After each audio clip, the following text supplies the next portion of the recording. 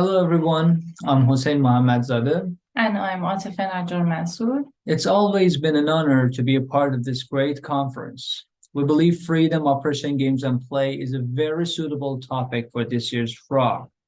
With the Russian oppression following the invasion of Ukraine, the Qatari oppression in a strange FIFA World Cup, and in our case, well, we've been writing a paper on oppression and freedom while living through these dark days uh, during the protests in Iran, which have been going on since September 16th. So thank you for choosing such a theme this year. Okay, let's begin. So Atefe is going to present the first part and I'm going to present the rest. Okay, let me start screen sharing so that we can begin.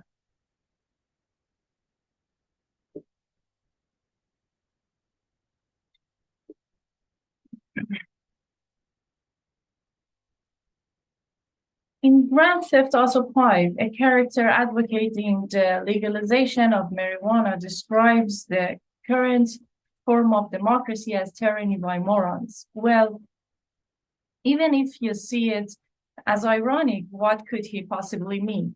Oppression is not always direct or explicit. For instance, oppression by economic means has been a strong form of oppression.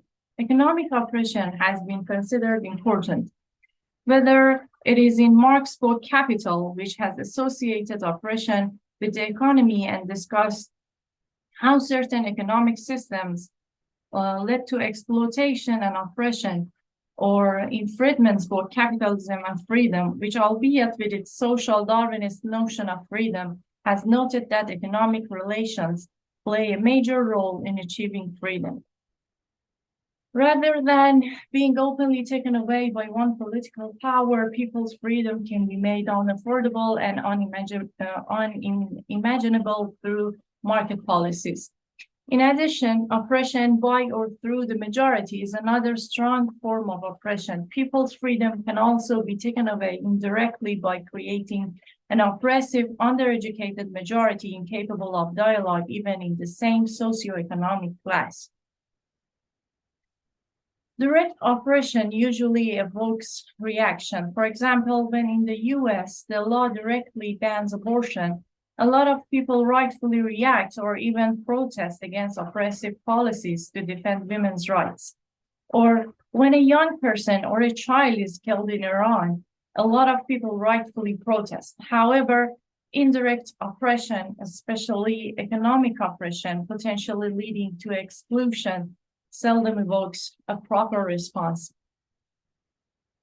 For instance, when college fees are discussed, we can see on social media that people argue that nothing is free, and that if the older generation had to pay for it, there is no reason why new generation should have a different fate. They also ask who is paying for it. The argument that nothing is free is a false one. First of all, many natural resources are free, and if you deduct the extraction fees, the net profit will still be enormous, and wealth is actually being produced. Second, every citizen in a country has a share in every single resource. Third, some free services are an investment in the nation, not a waste of resources. In an economy that finds a reason to rob people every few years, then blames it on a crisis, wrong policies oppress people because they cannot access what they need to grow and survive. If a person cannot access education, they are already oppressed. Then they say undereducated, thus prone to brainwashing and further oppression. It sometimes gets even worse than an underdeveloped country where at least top universities or colleges are free. We did not use screenshots of people's tweets because we didn't want to endorse or single out any users. So these are not actual tweets you're seeing on the slides, but you can easily find many similar tweets. In a so-called free capitalist democracy, You are supposedly free, for instance, to sunbathe, to drink liquor, to have various kinds of relationships, but you will not always be able to afford it all, especially considering the low wages or salaries in many cases. You will see the image of an attractive person or a quality life on a big billboard on your way back home after a long day at work, and you objectify the person you see in the billboard and set those images as your goals. And you work harder to get them, which you most likely never will. And even if you do, they will sell you yet another image. This goes on until you are seen as merely a burden. The American dream has also been a popular method to further exploit human resources, then oppress them even more when they are stuck in a blind alley and have nowhere else to go. Interestingly, in Grand Theft Auto 4, an article on the game's website, long-term healthcare can put a tremendous strain on finances, which reminds us that America might be the land of opportunity, but only until you get sick. Moreover, in your attempts to fulfill your fantasies, you face a social Darwinism that accuses you of being stupid if you work hard but not rich. The humiliation is another side of economic oppression. This very accusation undermines the role of society, opposes its very definition, and reduces it into merely a collection of ever-competing individuals. The majority in such a society with so much inequality would most probably consist of undereducated so-called underachievers who do not have the necessary skills to analyze social and political situations and therefore are exploited by a few so-called successful individuals. In many cases, the majority has even had its natural curiosity or questioning instinct oppressed or silenced at a very early age by an ineffective or oppressive education system, by cultural values and tradition, or in other words, by ideology.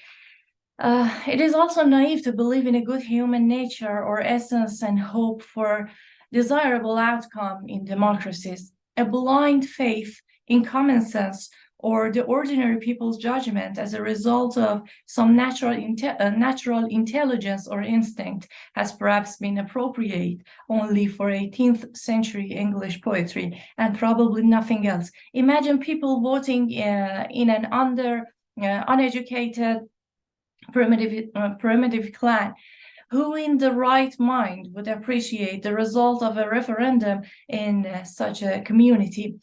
People need to be educated to act or choose rationally. It is not instinctive. Okay, now Hossein is going to continue. Thank you. Thank you.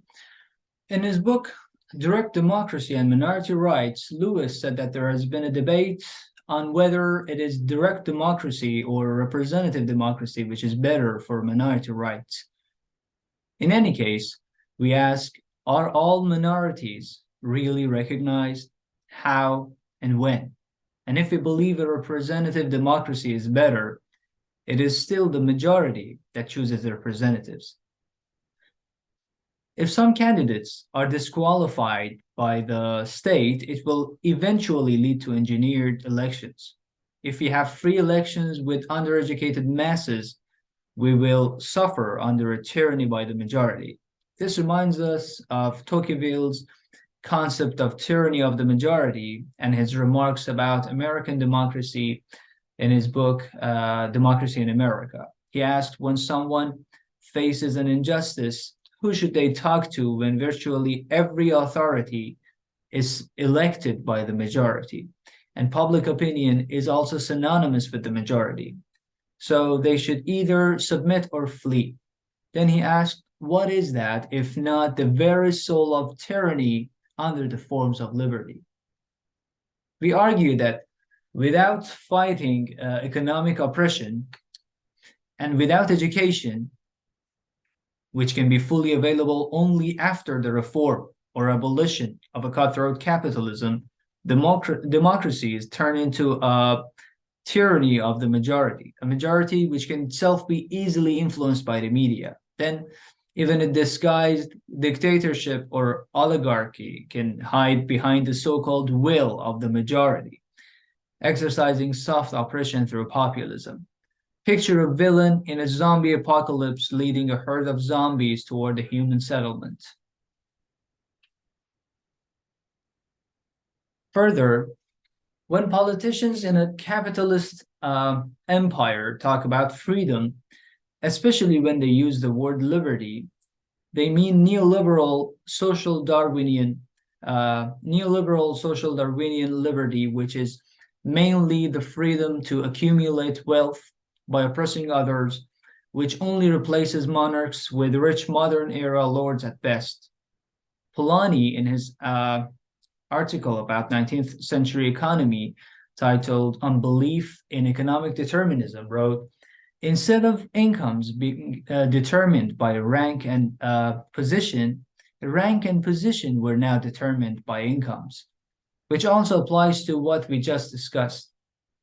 Moreover, even about the much advertised free market under capitalism, Jameson, in his book Postmodernism or the Cultural Logic of Late Capitalism, said, no free market exists today. Market as a concept rarely has anything to do with choice or freedom, since those are all determined for us in advance, whether we are talking about new model cars, toys, or television programs. We select among those, no doubt, but we can scarcely be said to have a say in actually choosing any of them. Game worlds are capable of promoting oppression, criticizing it, or providing freedoms that cannot be experienced in the physical world, at least not without consequences. Grand Theft Auto 4 and Grand Theft Auto 5 give the player various freedoms, which have clearly made them popular, and make implicit and explicit references to the aforementioned forms of oppression, certain neoliberal values, popular beliefs, and contemporary forms of democracy. Therefore, through a close reading of the two games, we try to see if and how these games criticize or promote each of these concepts. We also try to see if these games have their own way of oppressing the player. In addition, such an analysis can help discuss the relationship between ideology, oppression, and freedom in a democracy under neoliberal policies and capitalism, and discuss how such a system might have the potential to provide the means for oppression by economic policies and majorities, contrary to the popular democracy versus oppression dichotomy. Despite the many freedoms the player can experience in both games, there are a lot of things the player cannot do in the cities. So there are a lot of restrictions as well. And there are also some other areas the games do not explore. For instance, although the game has already been categorized as suitable only for adults, certain forms of nudity are not present, and sexual acts are not really shown, probably because the developers would not benefit from a pornography label. Another case would be the degree of violence. Killing and torture seem okay, but dismembering bodies, it appears, would have meant crossing some red line. Although the player can dismember characters in Fallout 4, for instance, but in GTA, no matter how hard the player character's dog bites a body part, no matter how many times they shoot it or how much they damage it, it will not just get cut off. The games are themselves oppressed and in turn oppress their players. Further, an oppressive economic system also has a public shaming process. The mob attack the game series and sales drop. Therefore, much of the self-censorship could be a result of economic oppression. Kerr, in her article "Spilling Hot Coffee: Grand Theft Auto as Contested Cultural Product," says the GTA case demonstrates a key tension within the cultural industries between the need to maximize sales globally and the need to conform to or be seen to conform to local distribution, social, and moral systems. Sexual curse words can also be considered a means of large-scale sexual oppression, which are found in abundance in both games. It might seem liberating to be able to use explicit language, especially sexually charged curse words, despite the popular attempt to see swearing as a reaction against linguistic oppression. The acts depicted in such expressions have had the potential to make virtually all sexual acts seem offensive.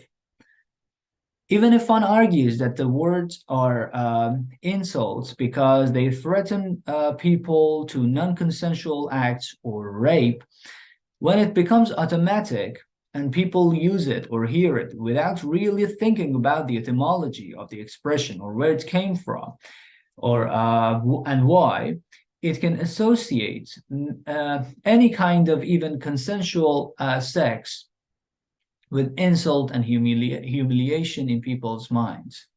Therefore, people become more conservative about sex. They might see people's sexual acts as dishonoring. Curse words presuppose that what the other person is describing is naturally an unpleasant experience. Farquharson, Forrester, and Hollington, in their article, The Linguistics of Jamaican Swearing, wrote that because menstruation blood was considered disgusting, it found its way into swear words. Women were not even allowed to wash or dry their clothes during the period, along with men's clothes. We argue that both of these groups of curse words can further establish taboos and promote the belief in the irredeemable unpleasantness of the things described while swearing.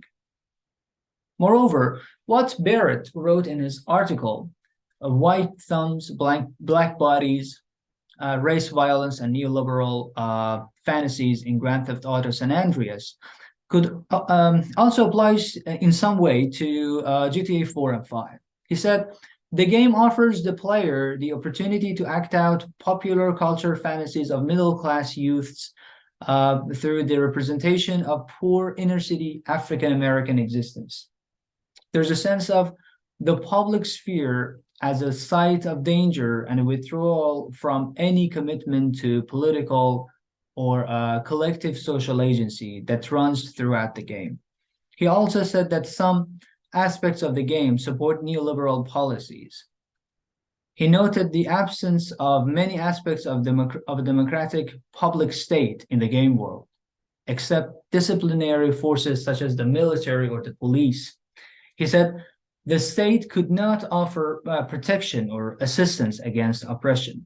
Well, isn't that the neoliberal utopia, reducing the state into a police station? However, both games also oppose oppression by criticizing some political means of oppression, such as wars, or by criticizing capitalism, which is the ultimate liberal and neoliberal economic system, and at least currently the main means of economic oppression. For instance, in GTA 4, in the dialogue, the player character Nico says, war is where the young and stupid are tricked by the old and bitter into killing each other. In another part, he says, capitalism is a dirty business. In addition, Public Liberty Radio mocks the troubled healthcare system in the United States, which has turned mostly into an industry which is only after profit. In a parodic manner, radio shows in the game refer to many other issues as well, such as racism and gender discrimination, all of which end in oppression. a TV program on the history of Liberty City, which is obviously a parody of American history, says the city was founded on the idea of getting rich off of other people's work. It also mocks consumerism by mentioning long lines of people waiting for the new iFruit phone to come out, which clearly refers to iPhones and their buyers. It also says that the American Revolution began because Americans did not want to pay taxes and wanted to let the market decide it all. Poor people would die and rich people would win. It is now also clear that Liberty City might have the word liberty in it as a reference to neoliberalism. In GTA 5, Michael, one of the three playable characters, says, go to college, then you can rip people off and get paid for it. It's called capitalism. A show on the radio says, you shouldn't pay taxes, someone else should. A character referred to as Princess says, she spends taxpayers' money on servants licking her shoes. On the radio, we can also hear a host saying that taxes are unconstitutional and that universities should be shut down to save taxpayers' dollars. On the street, the player can randomly hear characters saying, goddamn socialists, I don't need government healthcare for my kids. I homeschool them, I'll home hospital them. Popular culture and mass media are often mocked or parodied as either stupid or a mere brainwashing machine working in favor of a few. For instance, in a show on a channel called Public Liberty Radio in GTA 4, the host says, some people say, I mean our producers. Then he continues. On the radio, people also say strange things about medical conditions and treating them. A PLR host also parodies some common beliefs by saying that the statue of a woman who in her previous life helped save a civilization and was worshipped as a god was covered in pigeon shit, which brings to mind popular images of golden domes and shrines, and in some way ridicules some superstitions or religious myths, and demystifies the popular image of beautiful birds flying around the dome or a shrine as if worshipping it. The radio announcement in GTA 4, which says, United we stand, together we fall, also parodies a popular motto in the United States, which says, United we stand, divided we fall. In GTA 5, they talk about medical cocaine on the radio. This also refers to how sometimes misinformation is spread by the media. There's also a program on the radio that says, Weasel News, confirming your prejudices, which is clear enough. Finally, based on everything we just discussed, we can say that these games both promote and fight oppression at the same time. We also argue that democracy and oppression are not inherently opposites, and democracy does not naturally lead to freedom on its own. Democracy cannot function properly without education, and education only becomes fully available by fighting economic oppression.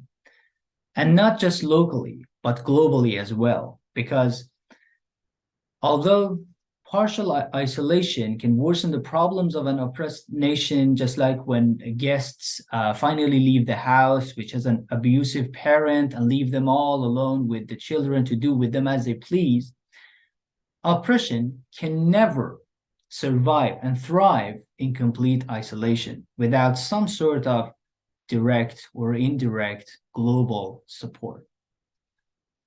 Thank you very much. Thank you.